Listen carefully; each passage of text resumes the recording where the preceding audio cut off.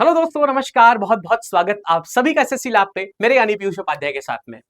MTS 2025 का exam बिल्कुल sir पर है और काफी सारी टेंशन है कि जो नया पैटर्न अभी इंट्रोड्यूस हुआ है लगभग हर एग्जाम में बाय एडुकेटी, उसके बेसिस पे अपना एग्जाम कैसे तैयार होगा। अगर हम यूट्यूब पे वीडियोस देखते हैं तो कॉन्सेप्चुअल बेसिस पे वीडियोस होते हैं और जो क्वेश्चंस होते हैं जनरली वो टीसीएस पैटर्न पे बेस्ड होते हैं, क्योंकि सारा कंटेंट अवेलेबल अभी तक टीसीएस वाला ही है। तो एडुकेटी पे बेस्ड पेपर आएगा, कैसे तैयार होगा, इसका क्या सही स्ट्रैटेजी है और हम अगर अपनी तैयारी करना चाहते हैं तो कैसे कर सकते हैं। देखो, इसमें आपको सबसे मिनिमम रिसोर्सेज के बेसिस पे मैं बताऊंगा और लगभग कोशिश करूंगा कि सारी चीजें जो आप फ्री के कॉन्टेक्स्ट में जानना चाहते हैं वही सारी बात आज करें। तो वीडियो को पूरा देखिएगा। आज मैं पूरा बताने वाला हूं कि एग्जैक्टली कैसे तैयार आप कर सकते हैं अपने इस एमटीएस 2025 के पेपर को, वो भी नए पैटर्न के बेसिस पे। चैनल पे नए हैं तो सब्सक्राइब बटन पे जरूर टैप करिए, क्योंकि ऐसी इंपॉर्टेंट अपडेट्स रेगुलरली मैं आपके साथ में शेयर करता रहता हूं। तो चलिए बात शुरू करते हैं। सबसे पहले जान लेते हैं कि आपको एक इंपॉर्टेंट चीज क्या जाननी है, वो है मेरा टेलीग्राम चैनल। आप टेलीग्राम पे जाइए, पीयूष सर लैब टाइप करिए और इस पे ज्वाइन नाउ पे टैप कर दीजिए। लेटेस्ट सारी अपडेट्स आपको मेरे चैनल पर मिल जाएंगी। सबसे पहले डिफरेंस जानते हैं दोस्त कि जो पुराना पैटर्न रहा है, यानी टीसीएस ने जो सवाल पूछे हैं उनमें क्या चीजें देखने को मिली हैं और अभी अपडेटेड पैटर्न में आपको क्या चीज शिफ्टिंग की तरह देखने को मिला है।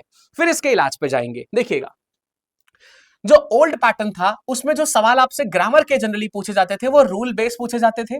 अब ग्रामर में चाहे आप स्पॉटिंग एरर की बात कर लीजिए या आप सेंटेंस इंप्रूवमेंट की बात कर लीजिए, जनरली ये जो क्या हुआ करते थे, रूल्स पे बेस हुआ करते थे। अब ये रूल्स भी बहुत स्पेसिफिक रूल्स होते थे जिन पर बेस सवाल आपसे पूछे जाते थे। ये चीज आपने नोटिस करी होगी। आपसे स्पेसिफिक कंटेंट हुआ करता था जिस पे सवाल पूछे जा रहे हैं, यानी कि कुछ ऐसी चीजें होती थी जो हमेशा इररिलेवेंट ही हैं, उन पे सवाल कभी नहीं आता था। तो कुछ स्पेसिफिक एक एरिया बना था कि यहीं से सवाल पूछे जाएंगे अगर इस चैप्टर से सवाल आए तो। अब वोकैबुलरी ओरिएंटेशन में क्या हुआ करता था कि वोकैब में बहुत ज्यादा ओरिएंटेड है, मतलब जैसे एक एग्जाम में 30 सवाल आए हैं तो ज्यादातर क्या हुआ करता था कि उसमें मान लेते हैं 12-13 सवाल वोकैबुलरी ओरिएंटेशन से ही रहा करते थे। फिर पैसेज बेस्ड जो हुआ करता था वो इन कुछ चीजों पे बेस्ड हुआ करता था, जैसे ट्रू फॉल्स वाले सवाल, एंटोनिम सिनोनिम वाले क्वेश्चंस, प्रिसाइज इंफॉर्मेशन जैसे दे दिया कि 1368 में कुछ हुआ है तो इसी इंफॉर्मेशन पे बेस्ड क्वेश्चन आपसे पूछ लिया तो ये कंपैरेटिवली आसान हुआ है निकालने में। टोन बेस्ड सवाल आपसे पहले पूछ लिए जाते थे कि पैसेज का टोन क्या है। इजी टू अंडरस्टैंड क्वेश्चंस हुआ करते थे यूजुअली, जिसको आप सवाल आसानी से देख के पहचान सकते हैं कि कैसे इसका आंसर करना है। फिफ्थ है इजी और एक फेमिलियर क्वेश्चन का पैटर्न देखने को मिलता था, मतलब क्वेश्चन के पैटर्न में कुछ भी ऐसा सरप्राइजिंग या शॉकिंग सा नहीं हुआ करता था। ये इस चीज में हम बहुत कंफर्टेबल हो गए थे और अपनी तैयारी को हम धीरे धीरे करके बहुत स्ट्रांग करते चले जा रहे थे। अभी एकदम से एडुकेटी आया और सारे जज्बात पलट दिए। तो क्या क्या हुआ है, क्या क्या चेंजेस हैं, चलिए देखते हैं। एडुकेटी के आते ही एक अनयूजुअल कॉन्टेक्स्ट देखने के लिए मिला। मतलब क्या है, जो चीजें जनरली लोग इग्नोर करते चले आ रहे थे। फॉर एग्जाम्पल अभी तक हमने बचपन में सीखा था कि भाई जब हम कॉम्प्लेक्स सेंटेंसेस बनाते हैं तब हम क्या करते हैं, हम कंपाउंड सेंटेंस कैसे बनाते हैं। लेकिन ये जो कॉम्प्लेक्स कंपाउंड वाली चीज है ये 11th 12th के बाद में मैक्सिमम हमने कभी पढ़ा ही नहीं। क्यों नहीं पढ़ा, क्योंकि इसका रिक्वायरमेंट आगे था ही नहीं। लेकिन अभी जब एडुकेटी आया तो इसने जो नॉर्मल रूल बेस्ड पेपर था ना उसको हटा के इसने ये वाले नई चीजें पूछना शुरू कर दिया। अब बच्चे ने ये चीजें 12th में ही छोड़ दी हैं, तो कुछ बच्चों के लिए बहुत ही ज्यादा रिवैम्प करने वाली चीज हो गई, मतलब जो पुराने गड़े मुर्दे थे उनको वापस से उखाड़ने वाली बात हो गई है।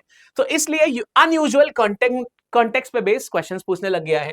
इग्नोर्ड रूल्स बहुत सारे रहे हैं जिनको एग्जामिनर नहीं पूछ रहा था, तो स्टूडेंट्स ने और टीचर्स ने भी जनरली उनको इग्नोर कर दिया होता है। होपफुली क्लास में वो डिस्कस होते हैं लेकिन इतना इंपॉर्टेंस के साथ में नहीं डिस्कस हुआ करते थे। तो इग्नोर्ड रूल्स पे बेस्ड उन्होंने सवाल पूछ लिया और अब बच्चा और टीचर दोनों ही परप्लेक्स्ड हैं कि भाई अब क्या करें इस चीज पे। नेक्स्ट आता है लीस्ट इंपॉर्टेंट कंटेंट जो था उस पे सवाल थोड़े से ज्यादा आने लग गए कि ये कॉम्प्लिकेटेड सा सेंटेंस दिया है, ये कॉम्प्लेक्स है, सिंपल है कि कंपाउंड है, इसको बताइए क्या है। सिंपल सेंटेंस को कंपाउंड में कौन सा वाला ऑप्शन कन्वर्ट कर रहा है। तो ये सब चीजें हमने हमेशा से इग्नोर की हुई हैं लेकिन अभी ये पूछ लिया गया। बात समझ आ रही है।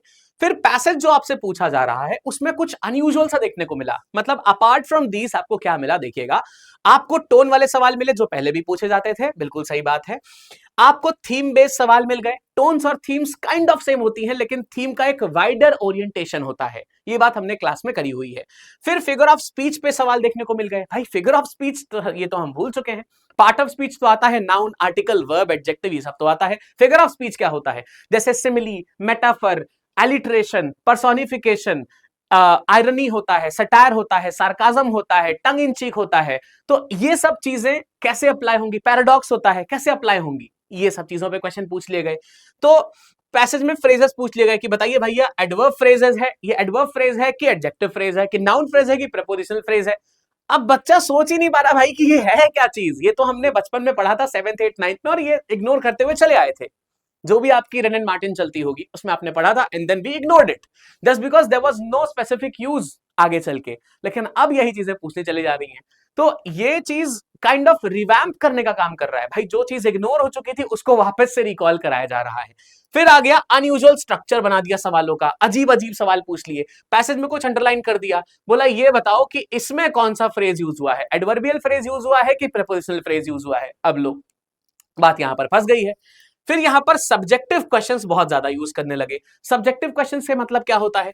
फॉर एग्जांपल अगर मैं आपसे पूछूं कि ये जो बेटा ये जैसे मैंने यहां पर मान लीजिए येलो कलर चला दिया, अब मैं आप में से हर एक बच्चे से जब पूछूंगा कि बेटा ये कौन सा कलर है तो आप मुझे इसका आंसर येलो ही दोगे।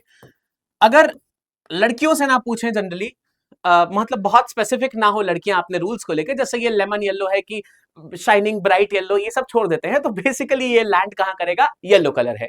दैट मींस कि ये एक ऑब्जेक्टिव चीज हो गई है, हर आदमी का आंसर सेम आ रहा है। तो अब ऑब्जेक्टिव वाले कम, अब सब्जेक्टिव वाले क्वेश्चन ज्यादा पूछे जाने लगे हैं। तो ऑब्जेक्टिव तो ये हो गया कि हर आदमी सेम आंसर देगा। सब्जेक्टिव क्या है?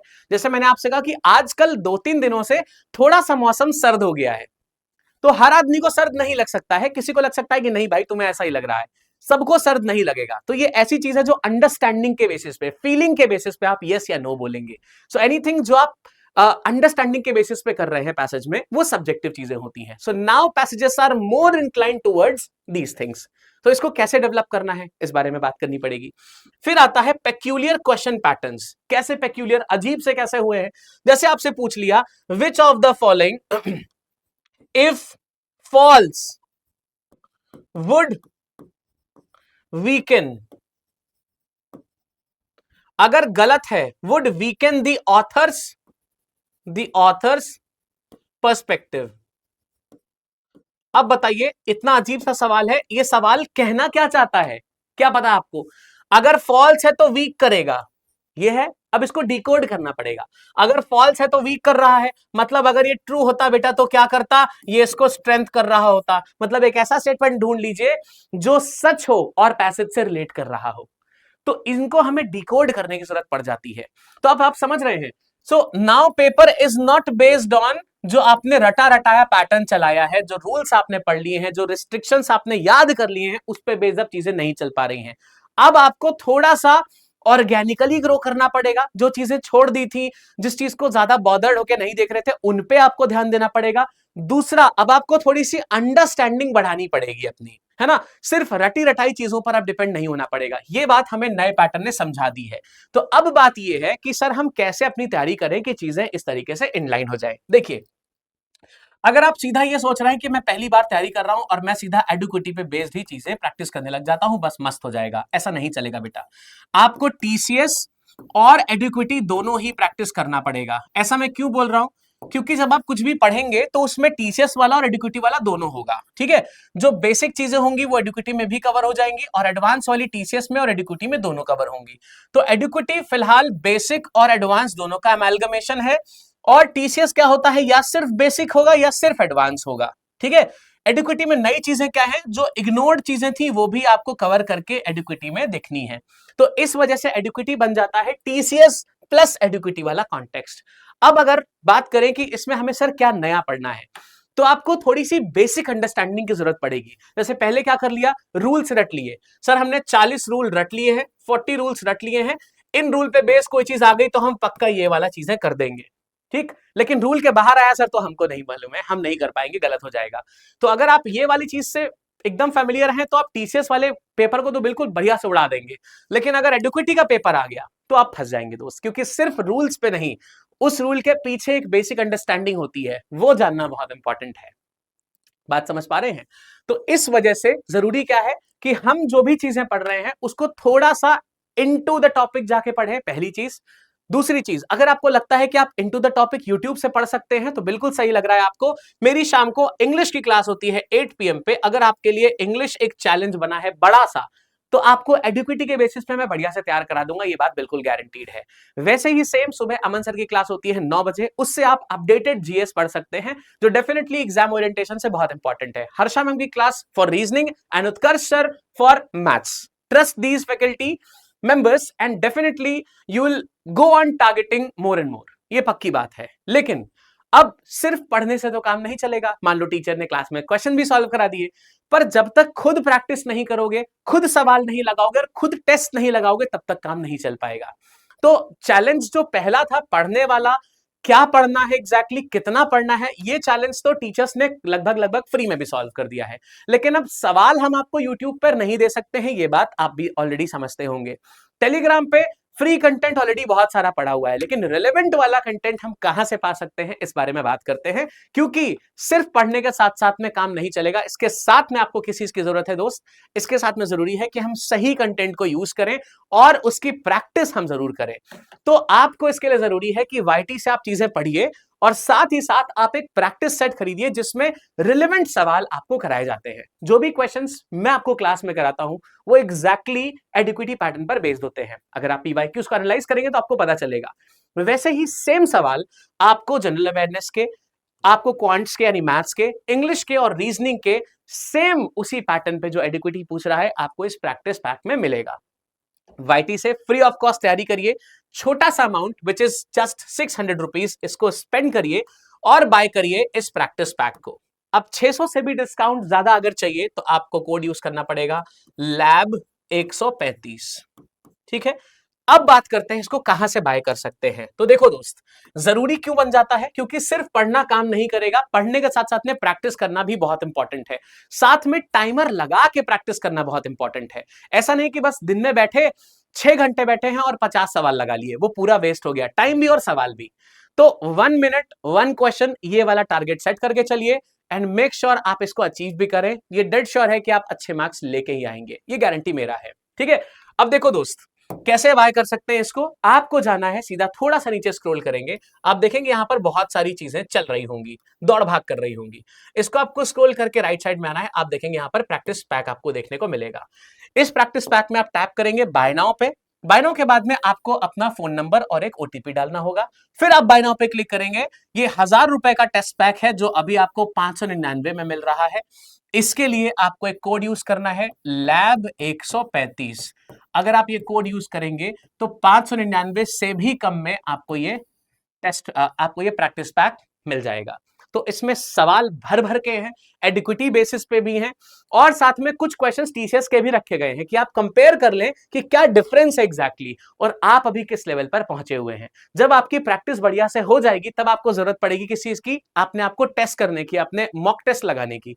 उसके लिए आपको जाना पड़ेगा lab.live पे और थोड़ा सा नीचे स्क्रॉल करेंगे बेटा आप, तो आप देखेंगे यहां पर आपको दिखेगा टेस्ट पैक, इसमें बाय कर सकते हैं आप। टेस्ट पैक में आपको मॉक टेस्ट मिलते हैं, बढ़िया से आपको एनालिसिस मिलता है, पूरा 1 साल के लिए वैलिड रहने वाला है, यानी पूरा 2026 भी इसमें वैलिड रहेगा। तो 25-26 दोनों के लिए वैलिडेशन है इस चीज का। एडिक्विटी पैटर्न पर बेस्ड है ये latest. This is also for ₹600 अगर आप कोड यूज करेंगे LAB135।